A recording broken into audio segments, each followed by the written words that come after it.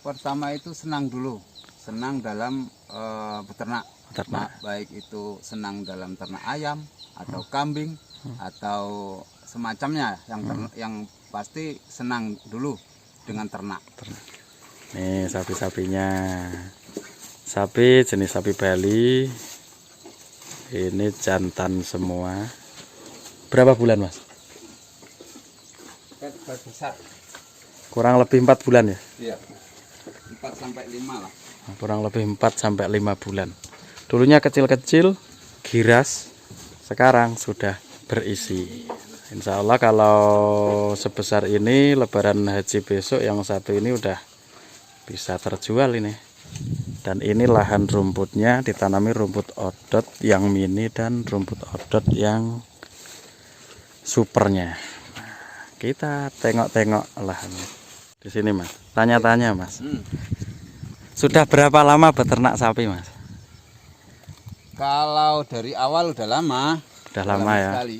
Dari tahun berapa mas? Sebelum vakum? Sebelum vakum dari tahun 2010 ya. 2010.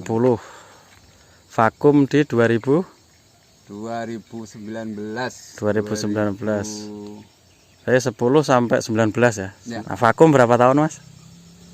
2019, 2020, 2023 akhir mulai kembali. Berarti 4 tahunan ya. Kurang lebih 4 tahun vakum dan mulai lagi. Tapi tunggu dulu. Dulunya sebelum vakum itu memang sapinya diinvestasikan di usaha yang lain ya mas ya. Ya. Dan ini mungkin hasilnya ya. Ya. Mungkin. Kalau hasil sih belum, karena baru mulai lagi kan. Baru mulai lagi ya. Ya. Nah ini informasi teman-teman. Jadi Mas Giono ini namanya Mas Giono ya, perkenalkan dulu Mas Giono. Ini lokasinya di Nagari Pasir Binjai, Kecamatan Silaut, Kabupaten Pesisir Selatan, Provinsi Sumatera Barat. Nah ini memang senior beternak sapi ya, kalau menurut saya, karena banyak sekali catatan-catatan. Saya sendiri pun banyak belajar dulunya. Nah sampai sekarang beliau kembali beternak lagi, tentu ini jadi motivasi tersendiri. Nah, ini ada pertanyaan mas, seperti ini mungkin. Menurut sampean apa sih ini keuntungan kita kalau misalnya beternak sapi ini apa sih gitu? Kalau bagi petani ya, sapi itu adalah tabungan. Tabungan. Nah, tabungan ketika kita butuh sewaktu-waktu, karena manusia itu kan kebutuhannya itu kadang mendadak, kita nggak tahu. Apalagi kalau petani itu kan nggak setiap punya tabungan ya. Jadi tabungannya tabungan hidup ya mas ya. Hidup. Nanti sewaktu-waktu mendadak butuh itu bisa digunakan untuk mencukupi kebutuhan. Lalu mas, sampai sekarang nih kira-kira yang jadi kendala bagi peternak nih apa aja sih? Kalau peternak itu biasanya pakan, terutama pakan ya. Kesediaan pakan. Nah, apalagi ketika sekarang ini kemarau panjang. Ya, jadi pertumbuhan itu agak lambat. Yang pertama, yang kedua, serangan penyakit yang tanpa diduga dia datang secara tiba-tiba. Contoh kemarin ada Jembrana, ada apalagi ya? PMK. Nah, terus ada lagi yang apa namanya itu, yang lato-lato apa yang lato-lato itu. Jadi ya itulah kendala-kendala ya. Nah itu sebagai peternak mas, kira-kira solusinya seperti apa sih? Selama ini yang saya lakukan yaitu yang penting jaga kesehatan, kebersihan kandang, pola makannya kita jaga. Intinya kalau ternak ini asal makannya kenyang, daya tahan tubuh dalam hewan itu ya aman ya. Mudah-mudahan aman ya. Pakan jangan sampai kekurangan. Salah satu yang dilakukan dengan ini ya, menyiapkan bank pakan. Ini mas, satu lagi.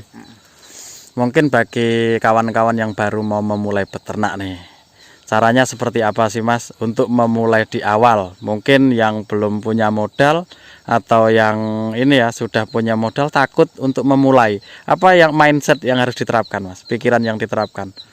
Oh, pertama itu senang dulu, senang dalam beternak. Beternak. Baik itu senang dalam ternak ayam atau kambing atau semacamnya, yang pasti senang dulu dengan ternak. Nah, ketika sudah senang, tentu kita cari solusi gimana caranya, dipikirkan dulu. Nah, setelah itu nanti dengan sendirinya kita kan kalau yang namanya senang, bagaimanapun caranya kita kan tetap berusaha.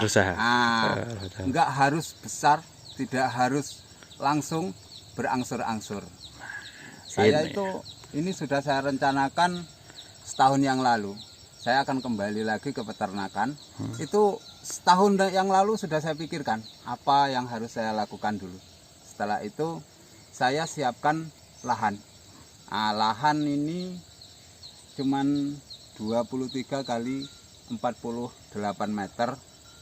Nah, itu saya siapkan. Setelah itu saya mencari modal lagi untuk pengelolaan. Saya tanam rumput, saya bersihkan, saya tanam rumput. Setelah itu rumput ada, rumput sudah tumbuh, siap untuk pakan.